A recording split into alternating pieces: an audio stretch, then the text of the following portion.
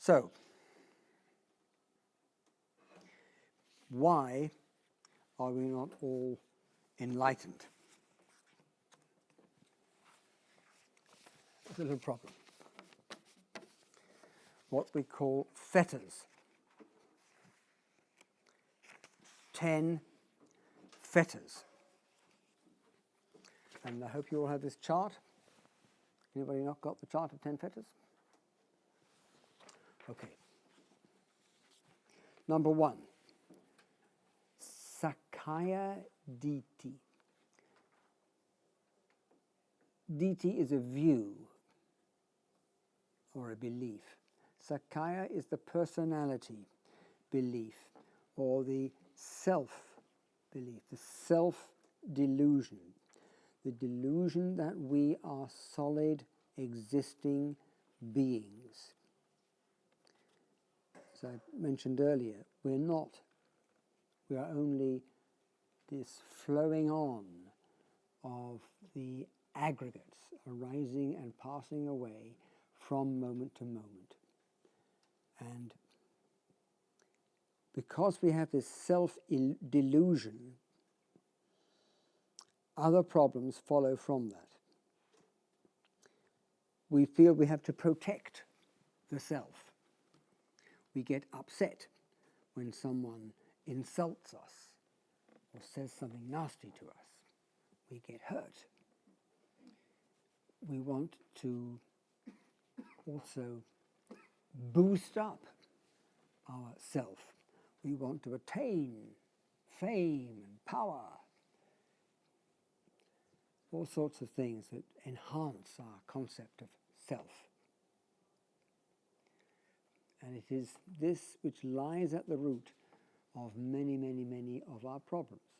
This notion of a solidly existing self which has to be enhanced, protected, cajoled, looked after, pandered to. So this is the first of the fetters because it is so fundamental to our concept of what we are.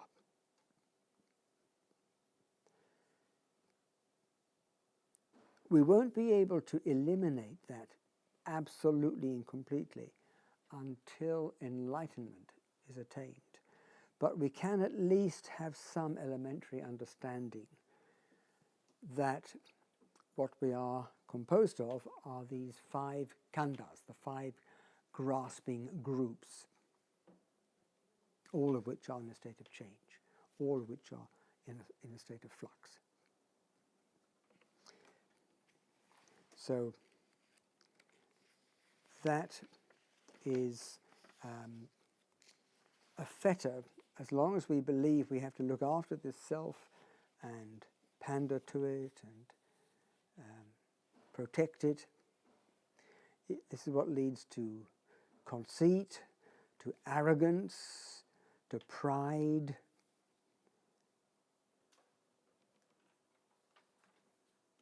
So it's a very, very dangerous concept, and we all suffer from it. The second fetter, vicikiccha, skeptical doubt. For example, what was I in the past? What shall I be in the future? Where did I come from? Where am I going to?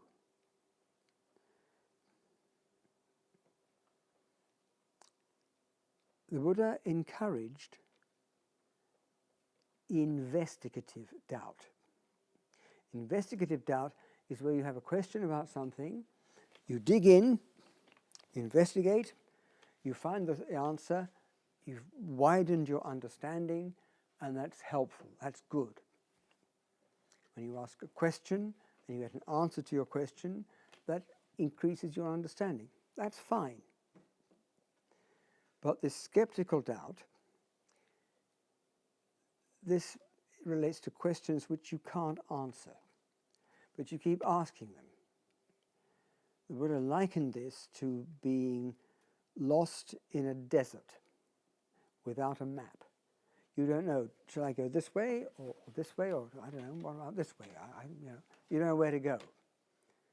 So many questions. Which way shall I go? But you can't find an answer to your question, but you keep asking the questions.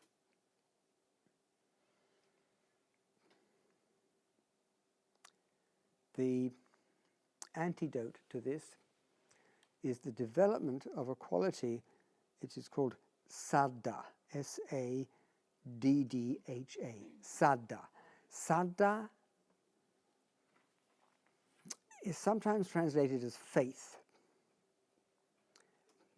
but we do not recognize something which is generally called blind faith. Blind faith is when you believe in something even though you don't have any particular reason to believe it. You just accept it. Saddha is usually translated better as confidence based on knowledge. When you have a knowledge about something, then you develop confidence in it. If we could know what goes on in the mind of a hen sitting on her eggs, we should know that she's not just sitting there thinking, well, I hope something happens. I'm going to sit here for a few days. Maybe something will happen. No, she understands. Providing she maintains these eggs at the right temperature for the right amount of time, there's going to be a hatching of eggs and chicks are going to appear. So, although those eggs haven't yet hatched out, she is confident that they will do because she knows what is necessary. So, if you take the Buddhist path as a set of maybe instructions, if you ask somebody for instructions, how do I get from here to Hammersmith? And you're told, well, go out of the Vihara, turn to your right, walk along 100 yards, there's a mini roundabout, and then another 100 yards you'll find the tube station on the left, and go on up to the end of the road, you'll find Barclays Bank in front of you. At those traffic lights, turn to your left. You've got some instructions. To begin with, you don't know for sure whether these instructions are any good or not, but you start. And as you progress, your experience bears out what the instructions told you. Oh yes, there's the mini roundabout. There's Turning Green Tube Station. There's Barclays Bank. So now you begin to develop confidence. You haven't yet got to Hammersmith, but you have the confidence that these instructions are going to help you get to Hammersmith. So far, your experience has confirmed that these instructions are accurate. So now you're developing confidence. That is what we will call faith, saddha. The third fetter, silabata paramasa,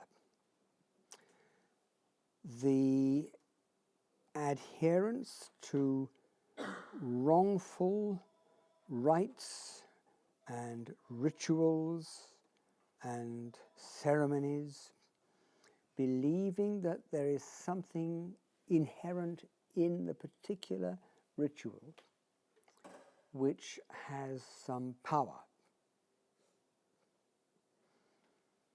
I've already mentioned that at that time the Brahmin priests were extremely powerful because they had the monopoly on the performance of sacrificial rituals.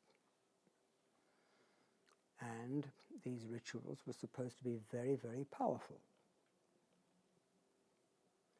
In fact, they didn't always work.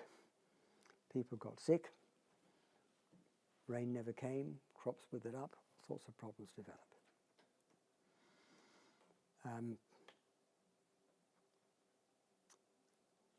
We shouldn't believe that the mere performance of a ritual has some kind of special power.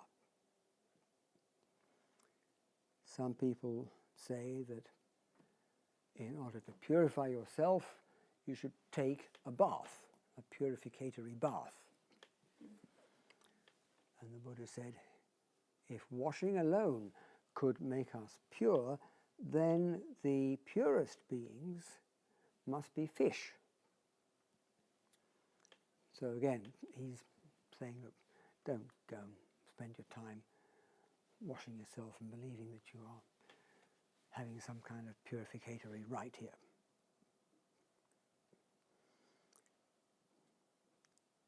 So he was trying to get people away from superstition, from empty belief, from the idea that some practices will be of use, will be of help. He said, if you want to cross a river, there's no point in performing some ritual. Either build a bridge or build a boat, but don't mess around on the bank with some kind of special ceremonials. But as long as we persist in this belief, then, of course, this is a fetter. This is going to stop us making progress.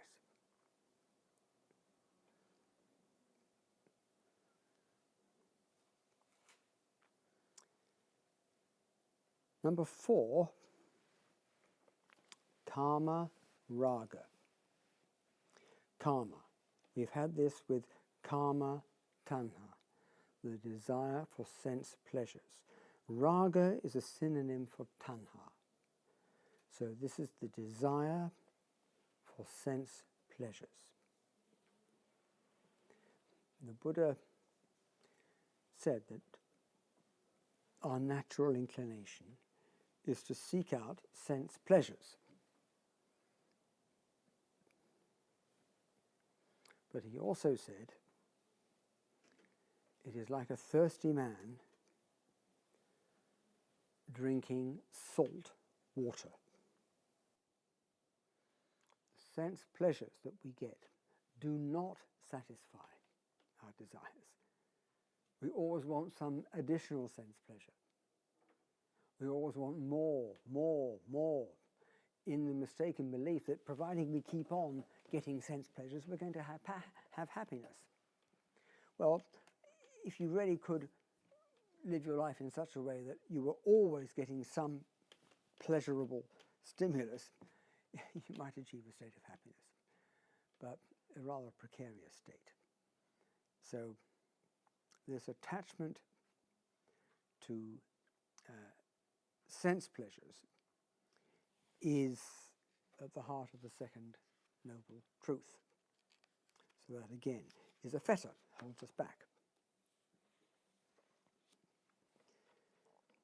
Then we have vyapada, ill will or anger. This is a similar word as patiga. It means to hit against. So we come into either mental, verbal, or physical conflict with others. This can be on an individual basis, it can be on a national basis, but it is all a form of anger or hatred or ill will.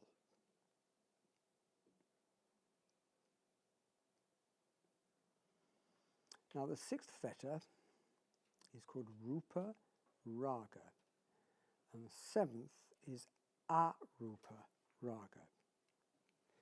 To explain that, would you please look at your chart of the 31 realms of existence. Now we have rupa raga and arupa raga. So raga is a desire.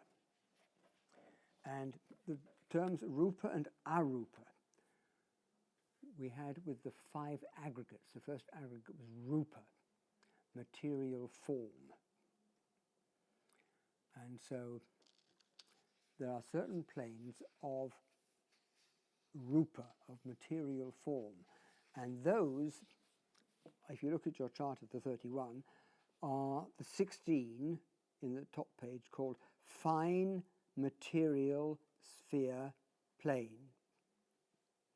We can call those the rupa planes. And above them are the immaterial sphere planes, not material. And in the Pali language, you can make a negative by putting the letter A in front of it. So rupa becomes arupa, no rupa, not material. So with fetter number 6, you have a wish, a desire to be reborn in one of these 16 fine material sphere planes. That's numbers 12 up to 27. And the arupa raga is the desire for rebirth in one of these immaterial sphere planes, numbers 28 to 31. You might think, yeah, I've got a lot of problems in this world, but it would be really nice to spend a few great eons enjoying myself in one of these high planes. But as I said a moment ago, the Buddha never recommended that we should strive for rebirth in any of these higher planes, because they're not going to help us to attain nibbana. That's why the human plane is such an important plane. So if you want to attain birth in one of these rupa or arupa planes, then you're still not going to escape from the state of samsara, this cycling along of birth, death, birth, death, birth, death, going on and on and on and on and on. You'll still be tying yourself to samsara. So that is why the Buddha said that both of these, rupa raga and arupa raga, would be or are a form of fetter. Number 8 is mana, usually translated as conceit. And I think we all know what we mean by conceit, by pride, arrogance. But the literal meaning of the word mana is measuring. And yes, if you measure yourself against others and decide, yeah, I'm superior to all these people, I'm better than they are, that is conceit. But if you measure yourself and consider that you are inferior, I'm worse than, I'm just a miserable worm in comparison with X, Y, or Z. That is also mana. It's also a form of measuring. So the first form was what we might call the superiority complex. Second kind is the inferiority complex. That's also a form of measuring. And indeed, even to measure and conclude, I'm the equal, I'm as good as he is, I've got as good a car as he has, or I've got as well paid a job as he has, or that is also measuring. Yes, we are all different. We're not the same, we are different. We can recognize that we're different, but don't draw from that a conclusion that you are either better or worse, higher or lower. Just acknowledge there are differences. But to go around comparing yourself with others is not skillful, not helpful, not beneficial. I mean, even even in the spiritual world we have conceit,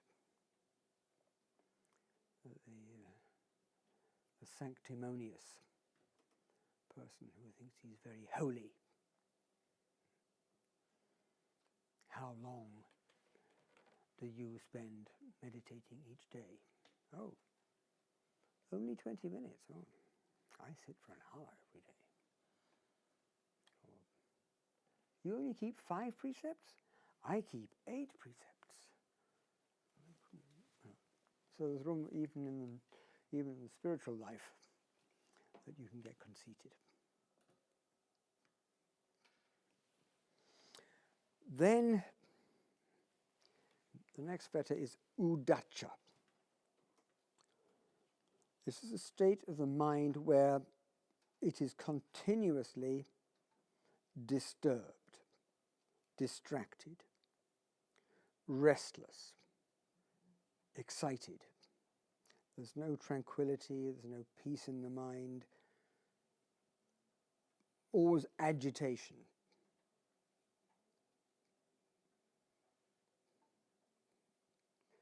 We sometimes talk about the monkey mind. As monkeys, you see them in the trees, they run up here, then they dash over there, then back here, up there, and down there, and along there. They're always charging around all over the place. That's like our minds. You spend a few minutes watching your mind, and then with one thought followed by another thought, followed by another thought, in all sorts of different directions and all sorts of different subjects. So the mind is very restless. It's very like the surface of water, disturbed by the wind, whipped up into agitation and restlessness. And then the last of these fetters is avidya, which is a is negative, vidya is to see. We get the English word vision from the same root. Avidya, not seeing, or ignorance, also known as moha. It is ultimately not seeing the truth that is the cause of our journeying on in samsara, life after life after life.